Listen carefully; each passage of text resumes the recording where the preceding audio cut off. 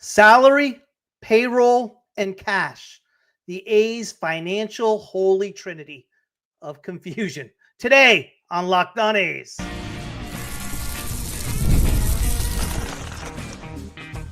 You are Locked On A's, your daily podcast on the Athletics, part of the Locked On Podcast Network. Your team every day. Welcome to Locked On A's, part of the Locked On Podcast Network, your team every day. I am your host, Booney, one name, all passion. I've been an A's fan for over 40 years, and I've seen it basically all. Ricky, the Bash Brothers, the Big Three, that thing they called Mount Davis, the saga of Howard Terminal. But now, today, this year, next year, we are stacking chips and building a dynasty for the 2028 Las Vegas Athletics. First, we are beginning to make noise now with a young crop of kids that is beginning to be the envy of all of Major League Baseball. We are free and available wherever you get your podcast, including YouTube. So do me a favor and punch that subscribe button wherever you are following the show. And if you want, go to Podbay, Apple Podcast, and give me a 5-star review. It does help. Today's episode is brought to you in part by FanDuel. Football season is around the corner. Visit the FanDuel app today and start planning your futures bets now. I am super excited for today's show. Not only because the A's go to Minnesota and face the Twins in a 3-game set with first pitch starting at 4:40, with Jacob Lopez looking to build on his 24-inning scoreless streak as he faces the Twins ace Joe Ryan. I did a crossover episode yesterday with the host of Locked On Twins, Brandon Warren, discussing the issues and drama surrounding the Twins and looking at this 3-game set in Minnesota. The episode is up on YouTube or wherever you get your podcasts, so definitely be sure to check that out before first pitch today. It'll give you nice insight onto the series, what Brandon had to say about the Twins sell, not to sell gig, all that good stuff. Well, I made a mistake.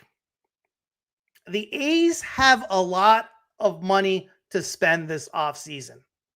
Approximately $37 million. You're probably saying to yourself, hang on, Booney.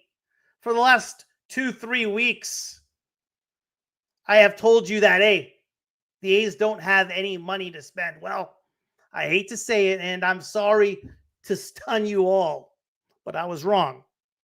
I did some homework the last couple days. I read through the Major League Baseball collective bargaining agreement that is set to expire in 2026. Well, not the whole thing, but mostly on salaries and how much the A's actually have to spend in order to participate in the revenue sharing.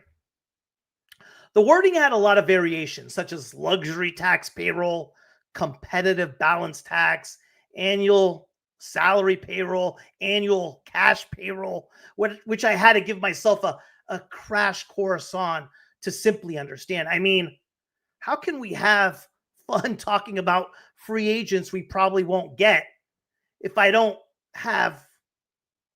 know how much money the A's have to spend?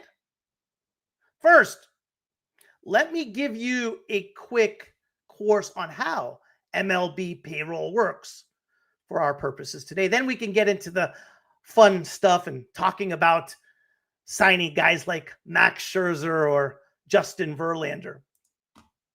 What's up, Jesus? Happy Tuesday to you, pal. Good to see you. The A's and Major League Baseball teams isn't what it looks like on the surface. Major League Baseball uses 3 different definitions of money.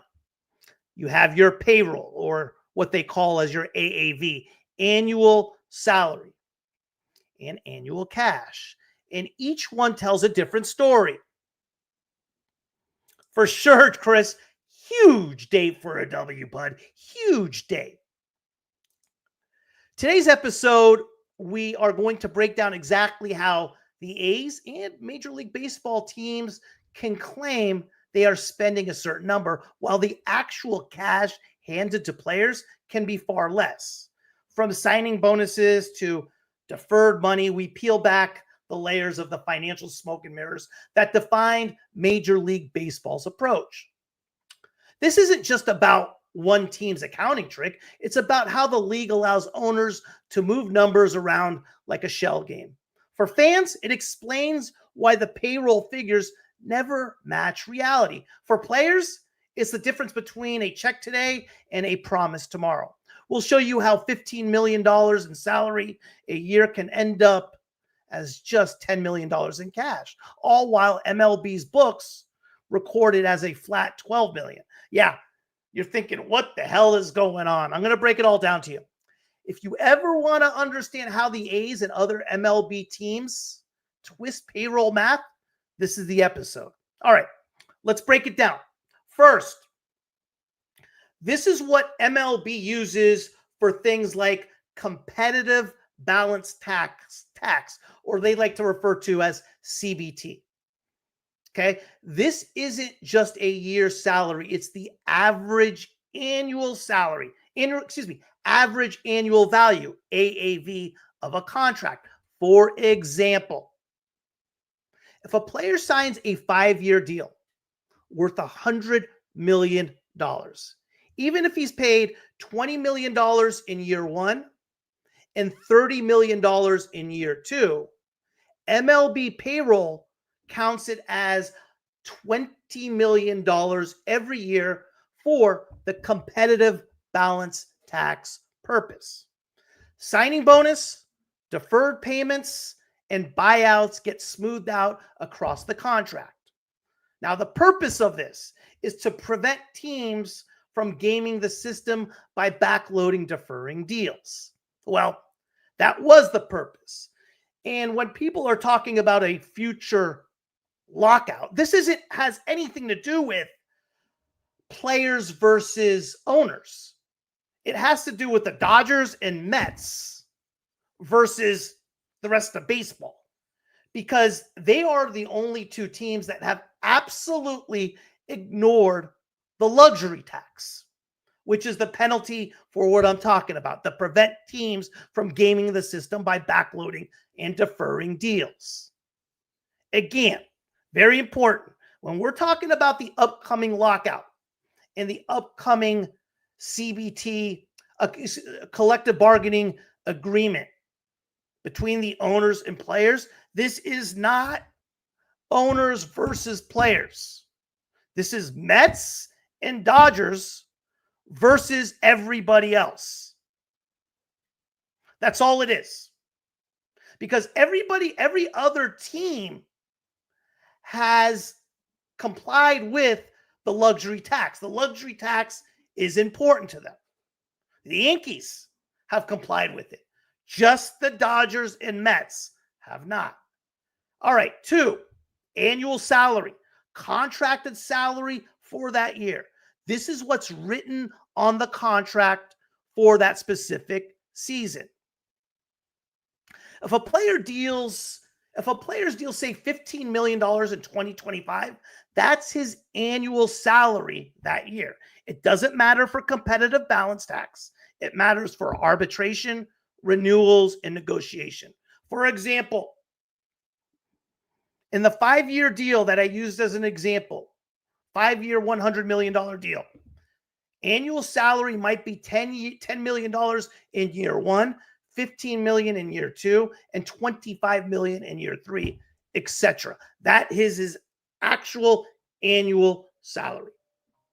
All right, 3, annual cash. Very important here. What's up, TP Joe? When MLB comes back in 2028, things will be quite different. Yeah, I agree with you. Intra-owner showdown. All right, this is very important, especially for the A's purpose. Annual cash flow for that year. This is very important, and I'm going to cover that when I come back after this from FanDuel. August 26th is officially FanDuel Futures Day, a brand new holiday for football fans who live for bold predictions and preseason hunches. For just 24 hours, FanDuel is giving you deals on NFL season predictions. So whether you are calling your MVP, eyeing a long shot division winner, or ready to crown your Super Bowl champ before week 1 even kicks off, this is your moment. So take a flyer on an MVP race. I'm riding high with the kid from Green Bay to win MVP, Jordan Love. He's a flyer, but look out. Would love to see the Niners and Raiders in the Super Bowl. Probably won't happen, but how about parlaying the two teams to win their division title? Talk about a payout. Visit the FanDuel app today and start planning your futures bets now, because Futures Day is one day and one day only. FanDuel, play your game.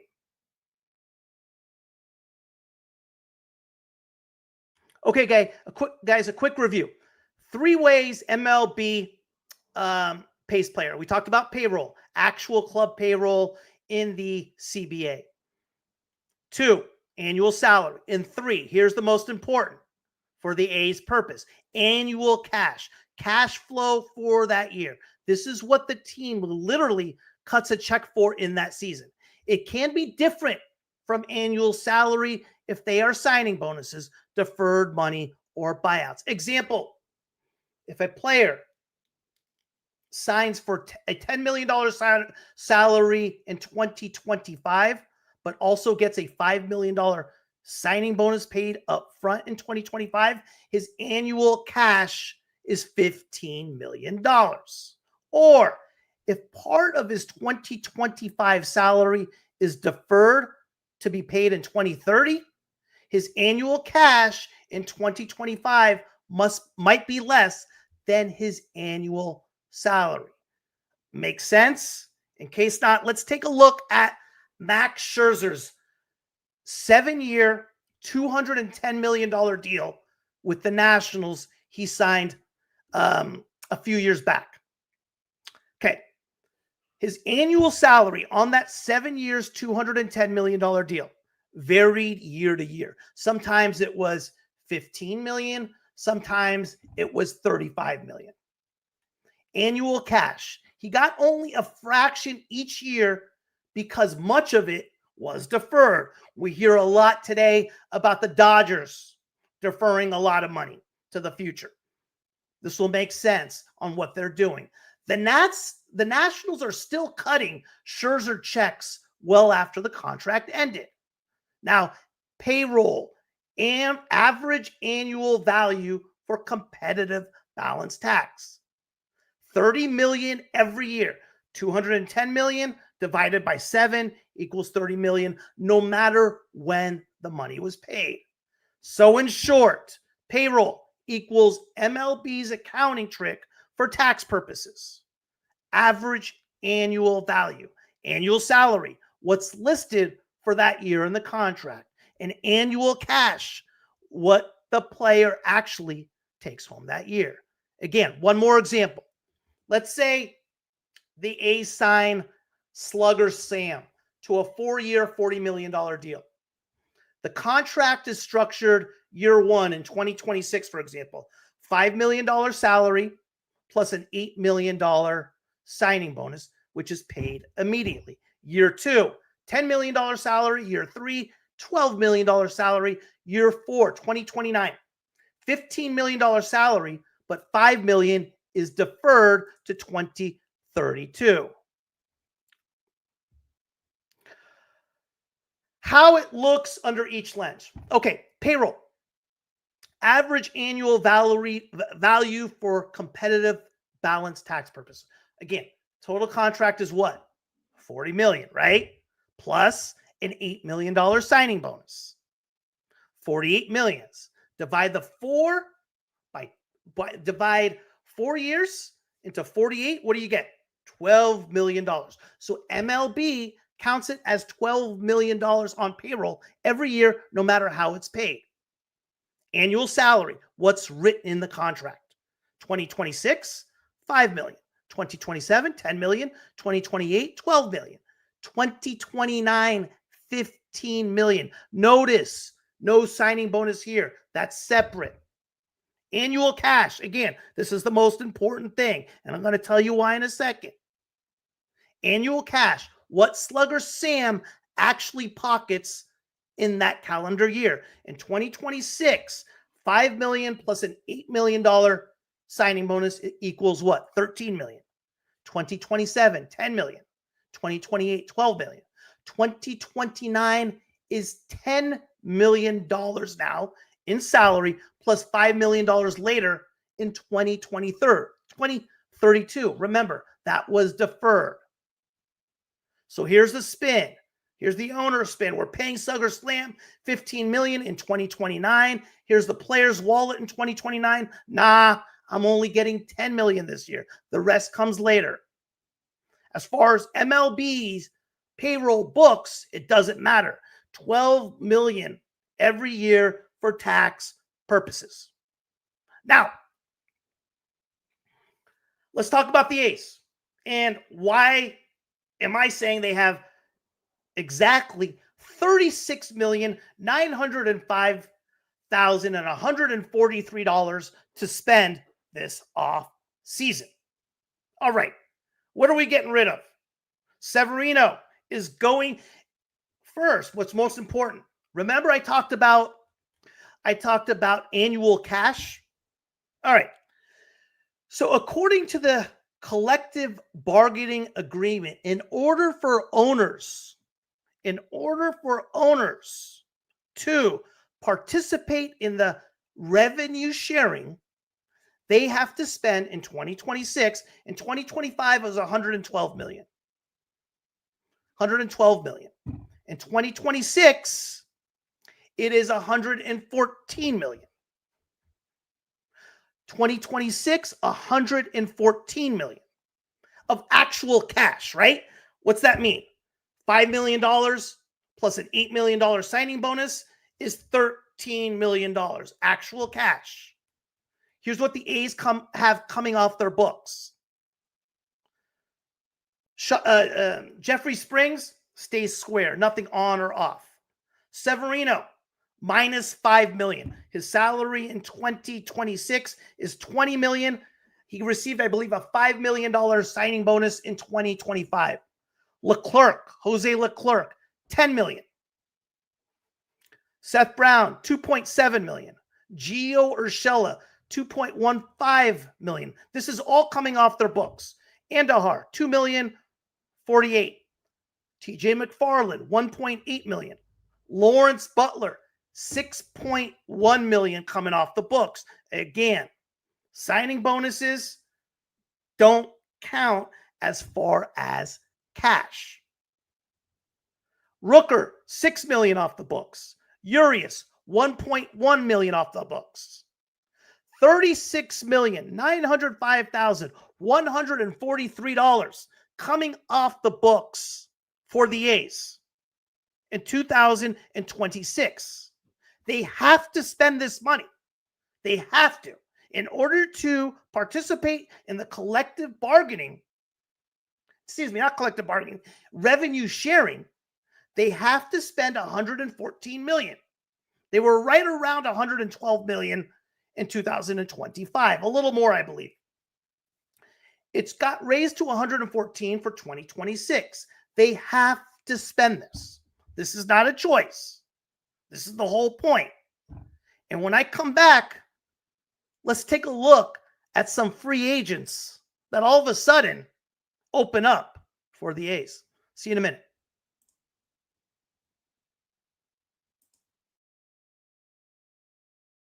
This episode is brought to you by PrizePicks, the daily fantasy platform that lets you turn your football predictions into real rewards.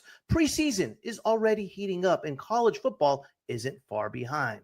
Whether you got your eye on big-name quarterbacks or breakout running backs, PrizePicks makes it easy to get in the game. Personally, I cannot wait to see guys like Joe Burrow, Saquon Barkley, Josh Allen, Aaron Rodgers play and zeroing in on a couple of their over-unders like I did last season when I cashed.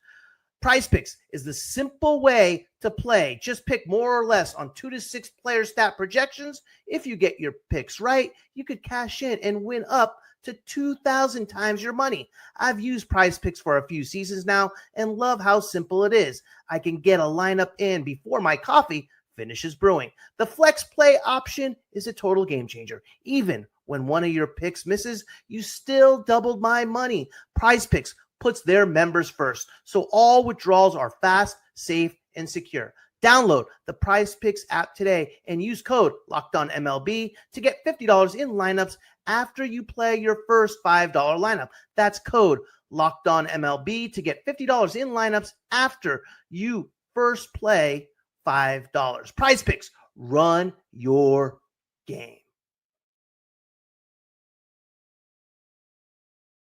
What are we looking at as far as A's free agents? What are we looking at as far as A's free agents?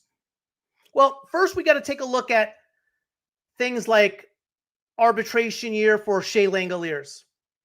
Are we going to extend somebody like Kurtz and Jacob Wilson? What are we going to do with them? Is any of that money going to go to those guys? We got 30-something million, 39 million to play with. 37 million, to play with. There's arbitration years, like I said, for Shea Langoliers. Are we going to re-sign somebody like a Sean Newcomb? Are we going to extend, guys like Bleday? He's on an arbitration year. Langoliers, are we going to offer him an extension? Those are things we got to look at when we're looking at free agents.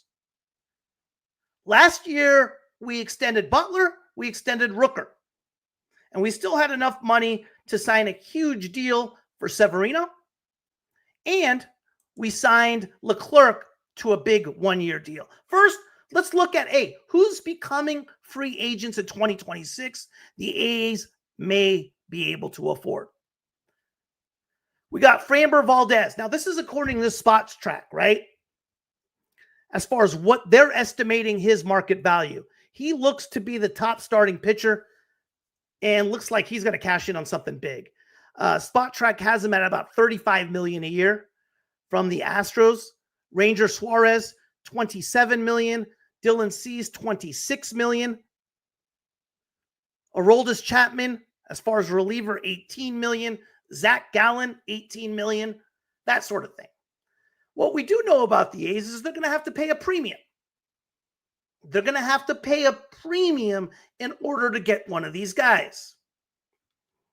Jeremiah, how are you, buddy? Who would be somebody the A's might get as a premium? Hey, Jeremiah's here. How about Cal Quantrill? Cal Quantrill from the Marlins. Spot Track has him at $9 million a year. So the big thing for the A's as far as how they're going to sign somebody is going to be one of two ways, which is going to attract somebody to come to Sacramento. You could pay them more, meaning if one team's offering them 15, let's say 45 million over 3 years, the A's could go 60 million over 3 years. Or if one team's offering 2 years and 30 million, the A's can extend that contract to 3 years and 45 million. Who would be in the A's price range? A Max Scherzer, maybe?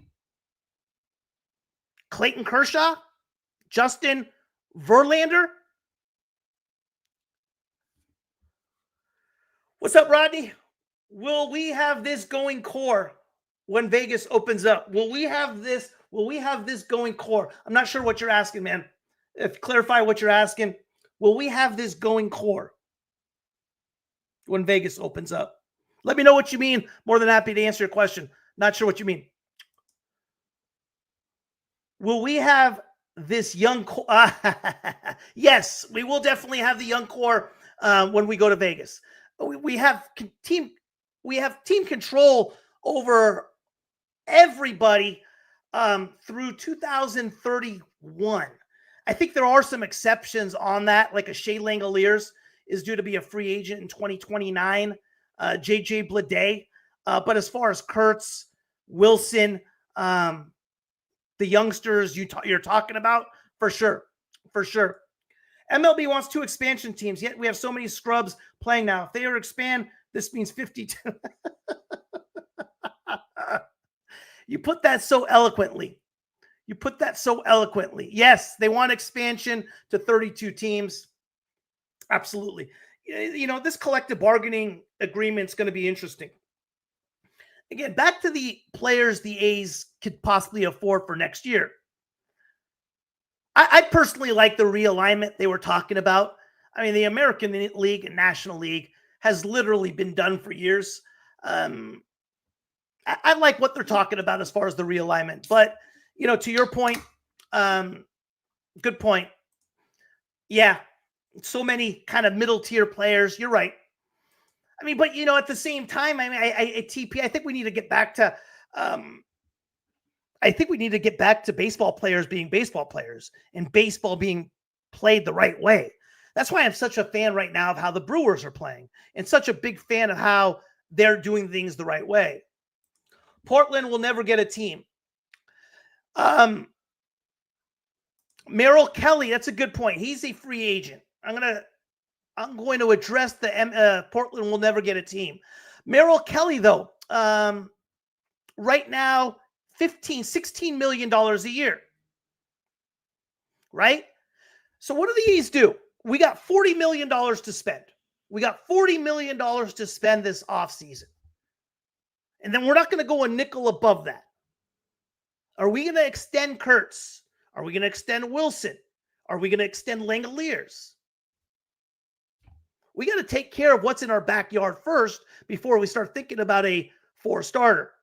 Personally, with regard to Merrill Kelly, in order to get Merrill Kelly, you're looking at a similar type of contract that Severino got. Merrill Kelly right now, as far as what Spot Track has him estimated as, is around $16 million a year.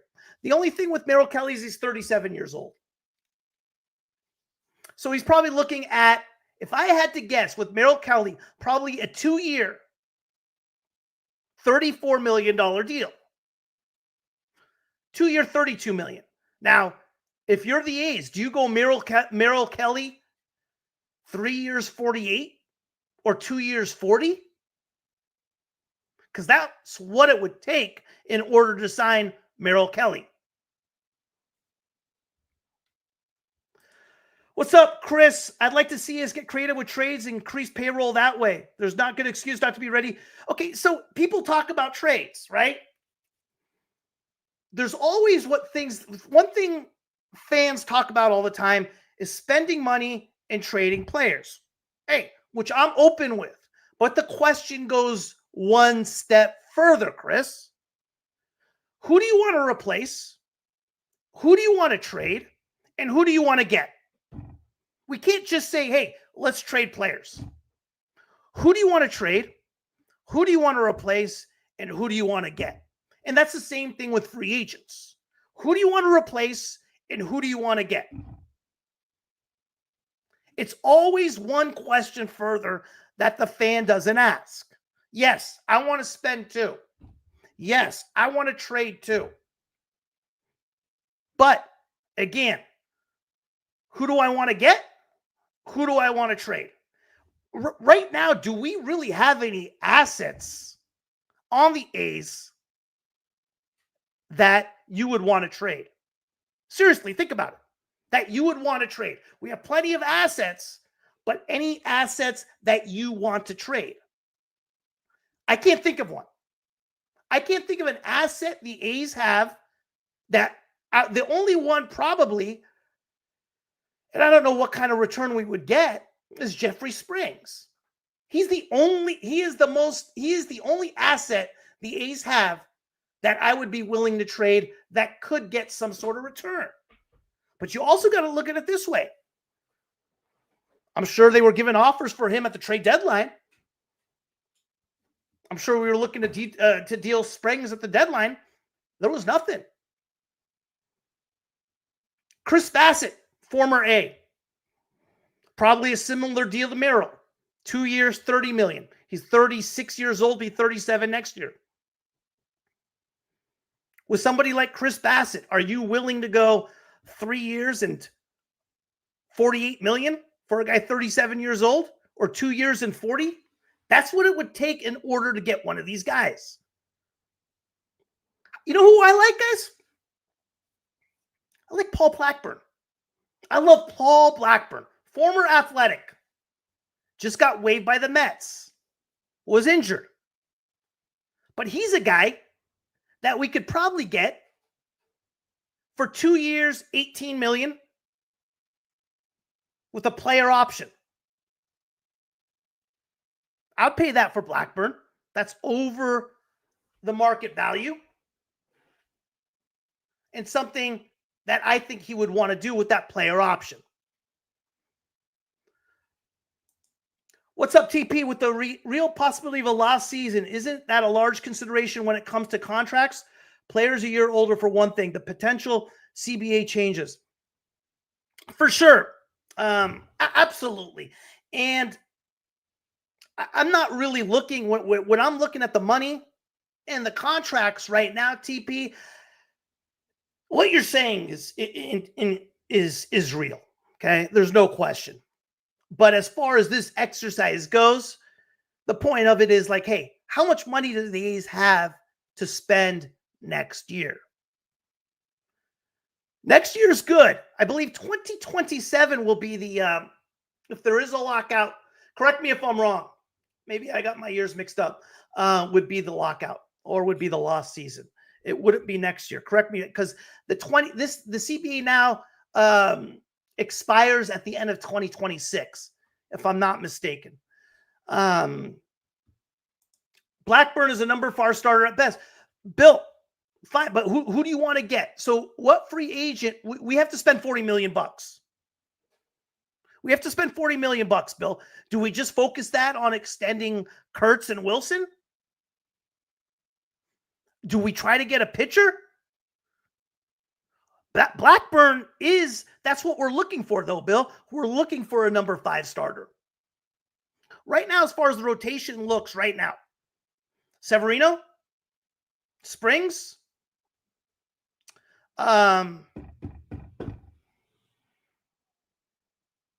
Perkins,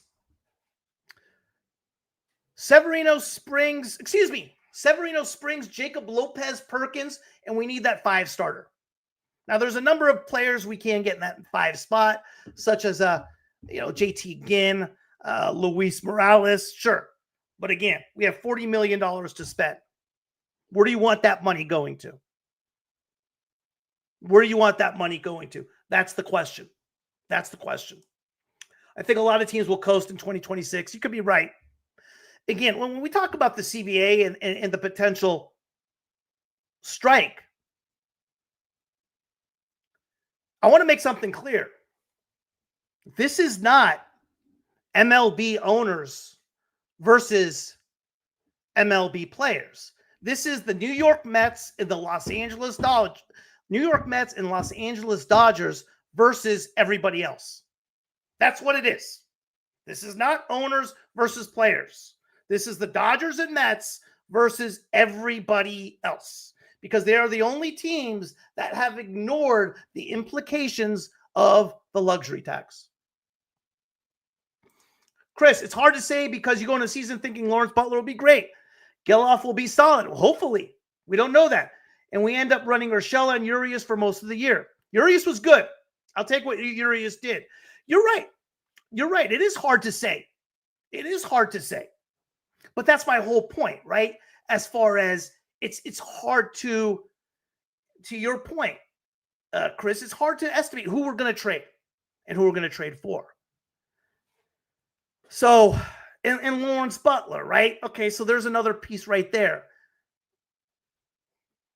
If we wanted to get creative and trade somebody, I wouldn't. But, I mean, he's not going to get any type of return. Ginn? Okay, Bill, I like Ginn. We think Badeau, Estes, Sears will be solid, and now look at us. That's why you would pay Merrill Kelly? Fair enough. There we go. Now we're talking, Chris. Now we're talking. Hey, you identify this, and this is what I'm talking about with fans. Whether you're right or wrong, Chris, hey, we're all wrong. But you identified a need and you identified a player and know what he's going to cost. I'm with you. I have no problem with Merrill Kelly.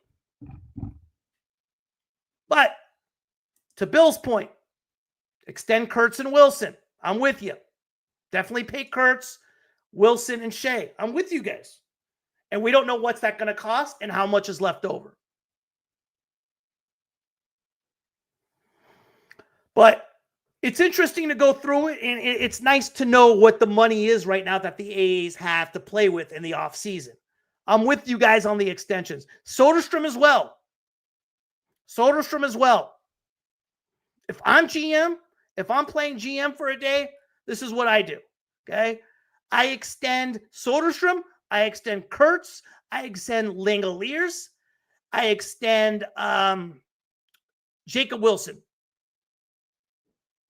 I extend all those guys. I lock them up for a number of years. Trade for Ketel Marte. In. Chris, in for trading for Ketel Marte.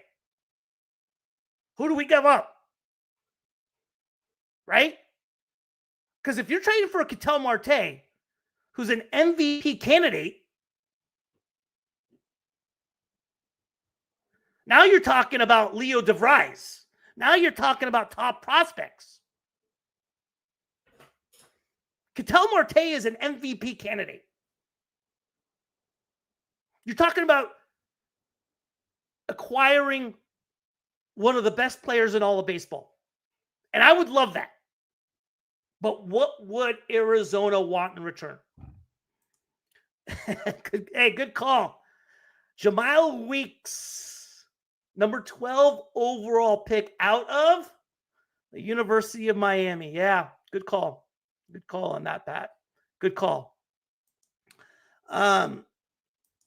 So, that's the thing.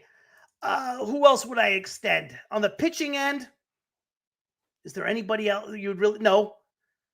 But I would focus on, again, the core. Soderstrom, Kurtz, Langoliers, Jacob Wilson. Extend them. They should be the A's top priority this offseason. And whatever money's left over, cool. Load up on the signing bonuses. Whatever you need to do. Whatever you need to do to extend those guys. Because again, signing bonuses count towards the $40 million and what the A's would need to spend in order to participate in the revenue sharing. That's all I got for you guys. Hey, if you haven't seen it, a couple things. First, do me a huge favor and like and subscribe. That's one. All right. 2, go check out that episode. It was good. I did a crossover episode yesterday with the dude from the host of Locked On Twins, Brandon Warren. Good episode. He talks about the drama the Twins are going with. Believe it or not, there's another team that's going through drama, not only the A's. But check that episode out. And then 4:40, first pitch. I'll be back tomorrow, review the game, all that good stuff. And no super chat. RD, that's a Locked On thing, right? Locked On doesn't allow the super chat. I appreciate that though, man. Thank you. Yeah, that's a Locked On. I did check. It offered on. I'm like, oh, I got all excited. And then Locked On's like, hey, we don't do that. So I was like, all right, cool. But anyway, TP, good to see you, brother. Hey, always love that logo. Always love that Expos logo, man. I'll see you guys tomorrow. 4:40 first pitch. Lopez Ryan. Go check out the crossover. It's up on YouTube or wherever you listen to your podcast.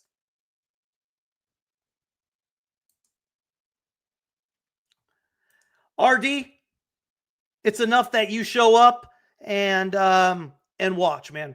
That's worth more than any dollar, brother. That's worth more than any dollar. You take care, fellas. You take care.